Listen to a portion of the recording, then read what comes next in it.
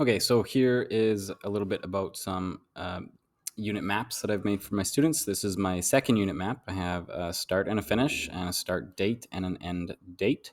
I have checkpoints after a few lessons so that not each lesson has its own due date, but I have recommended groupings to be done at a certain point. Sometimes these are longer, sometimes they're shorter, depends on the complexity of the lesson. Each of these are just boxes that I colored and added text, and I linked the box, not the text, to the web page for each individual lesson.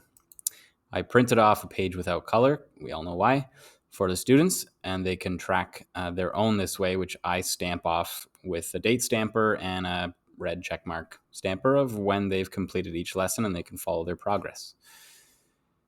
I then downloaded this as a PDF, and each of the lessons is hyperlinked to its own dedicated lesson page. So if I open up lesson 4, it brings me to the Wakelet page for lesson 4. On Wakelet, I have my Edpuzzle video, which I recorded, a link to a copyable set of guided notes, which the paper is also available in class for them. I have a set of practice questions, which come from the textbook, the digital version. I've noted which questions I would like them to work on. Then I have a link for a mastery check. And so this is typical of all of my lesson pages, 3 columns with video, practice, and mastery check. This was an earlier lesson map or unit map that I made.